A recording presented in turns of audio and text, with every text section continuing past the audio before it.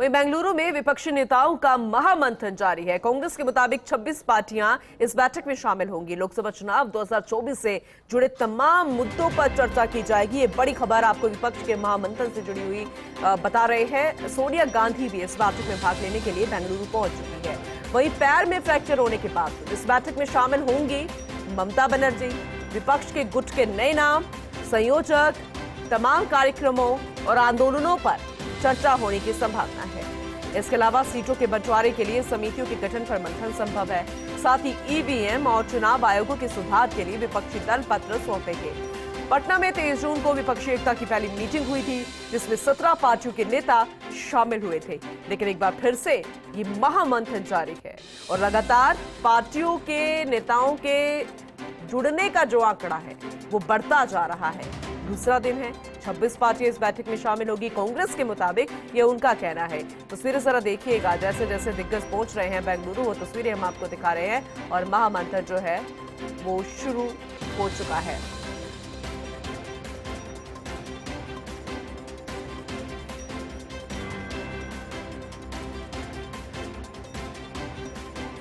चलिए, इसी खबर पर ज्यादा जानकारी के लिए कंसल्टिंग एडिटर अमित मिश्रा जी हमारे साथ जुड़ गए हैं, उनका रुख करेंगे।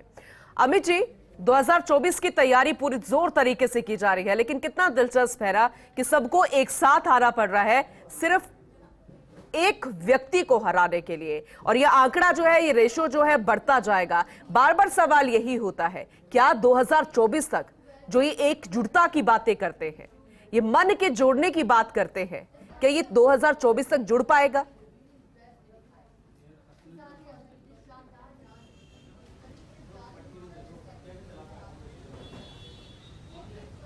सवाल तो ये सबके मन में है पूनम, लेकिन सवाल ये भी है कि उधर आप देखें आज शाम भारतीय जनता पार्टी की अगुवाई में जो एनडीए है उसकी भी बैठक है। यानी कहीं ना कहीं दो ही खेमे अब लोकतंत्र में बचेंगे। और जो खासतौर से विपक्ष की एकता जो है, विपक्ष 2019 में इस तरह से एकजुट हो नहीं पाया था और उसका खामियाजा आपने देखा कि भारतीय जनता पार्टी अकेले ही क्लीन स्वीप 300 से ज्यादा सीटें लेकर आ जाती हैं। इस बार विपक्ष को ये लगता है कि अगर वो सारे जो अपने विचारधारा की लड़ाई है उसको अलग थलग रखती है, वो कुनवाई लड़ाई को अलग थलग रखती है, तो कुल मिलाकर विपक्ष एक तरीके से लामबंद होकर ये दिखाने की कोशिश जरूर करेगा आम जनता में, वोटर्स के बीच कि हमारी लड़ाई भले ही हो लेकिन हम एकजुट हैं।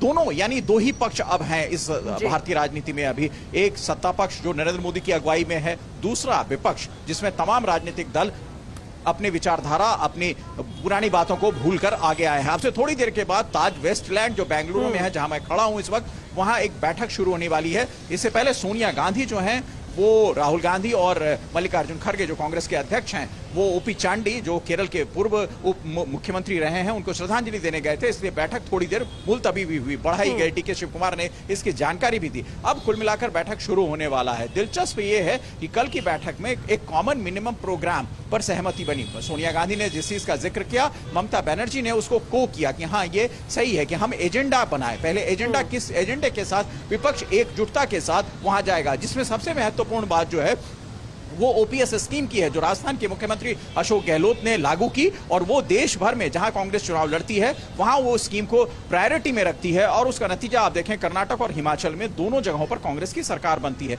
तो ये जो भी एजेंडा होगा भारतीय जनता पार्टी के मुकाबले में, विपक्ष का एक साझा जो रणनीति बनेगी, उसमें ओपीएस जैसी स्कीम जो है वो शामिल होगी, जो जनता के बीच सारे ऑपोजिशन के पार्टी अपने अपने क्षेत्रों में जाएंगे। दूसरी महत्वपूर्ण चीज जो है पूनम, वो ये है कि जो जीतने वाला कैंडिडेट है, यानी किसी भी राजनीतिक दल का हो, अगर वो लोकसभा, जिस लोकसभा में उसकी पैठ ज्यादा है, वो भारतीय जनता पार्टी और एनडीए को सीधे टक्कर दे सकता है, उसको टिकट दी जाएगी। तो दो बातों पर कल सहमति हुई है। आज जो बातें आगे हैं कि क्या प्रारूप होगा, कॉमन मिनिमम यानी जो सेलेक्ट कमेटी बनेगी उसका हेड कौन होगा, ये तमाम चीजें जो हैं आज संभावित है। अब से थोड़ी देर में जो बैठक शुरू होगी वो उसमें वो सारी चीजें आ जाएंगी और ये शाम 4 बजे एक प्रेस कॉन्फ्रेंस के बाद ही इस बैठक को खत्म किया जाएगा। ठीक है अमित जी, आंकड़ा कितना है? वैसे तो कांग्रेस कह रही है कि 26 पार्टियां है, उनके नेता जो है इसमें शामिल होंगे। अभी तक क्या आंकड़ा कह रहा है? वहीं संयोजक की बात आपने की है कि हो सकता है कि नीतीश कुमार हो या फिर सोनिया गांधी का नाम भी सामने आ रहा है कि संयोजक भी बनाना है। ऐसे में पिछली बार जब मंथन हुआ था इतने ज्यादा नेता नहीं आए थे, लेकिन ये आंकड़ा बढ़ा है, तो इस पर भी ये इनकी खुद की एक दूसरे की पीठ थपथपाते नजर आएंगे, क्योंकि ये वाकई में बड़ी बात है। क्योंकि जहां केजरीवाल मिले हैं, ममता बनर्जी आई है, और एक प्रधानमंत्री के फेस की बात हम करेंगे, क्योंकि पहले भी बात नहीं हुई थी। क्या इस बार भी ये कहा गया है कि इस पर कोई डिस्कशन नहीं होगा, अमित जी?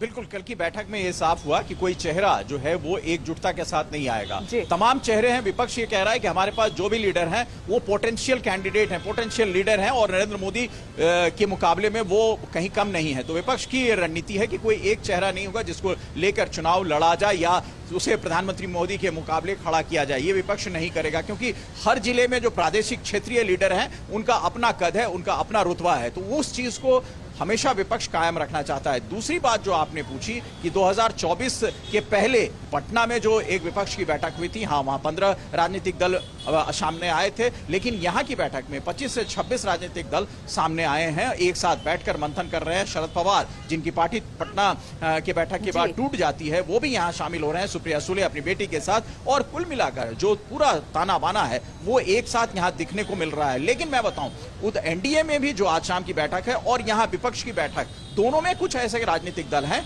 जिसके पास अभी संख्या बल तो नहीं है, अपने अपने क्षेत्र में वो अपना वजूद रखते हैं, उसको भी शामिल किया जा रहा है। यानी वोटों का जो बंटवारा है वो दोनों पक्ष चाहते हैं कि दो ही जगह बंटवारा हो, और जो विनेबिलिटी फैक्टर हो उसको मजबूती के साथ रखा जाए, और इसी मजबूती को रखने की कवायद जो है यहां शुरू हो रही है। जाहिर सी बात है, कश्मीर से लेकर कन्याकुमारी तक जितने पॉलिटिकल पार्टी हैं वो दो ही छाते के नीचे हैं, एक या तो नरेंद्र मोदी के अगुवाई वाले में, दूसरा जो विपक्ष की बैठक बेंगलुरु में चल रही है उसकी अगुवाई में। तो कुल मिलाकर जनता को यह समझने में अब बहुत मुश्किल नहीं होगी कि एक मजबूत विपक्ष अपनी भूमिका निभा सकता है, उसके साथ कोई एजेंडा है, कोई कॉमन मिनिमम प्रोग्राम है, वो जनता के बीच उस एजेंडे के साथ जाना चाहेगा। दूसरी तरफ सत्ता पक्ष ने जो काम किए हैं, जो नरेंद्र मोदी की अगुवाई में विश्व गुरु बनने का भारत आगे चल रहा है, G20 की बैठक है, ये तमाम चीजें एनडीए के लोग जन जन तक पहुंचाएंगे। जाहिर सी बात है, ये दोनों चीजें ऐसी होंगी जो विकास और विचारधारा दोनों की लड़ाई में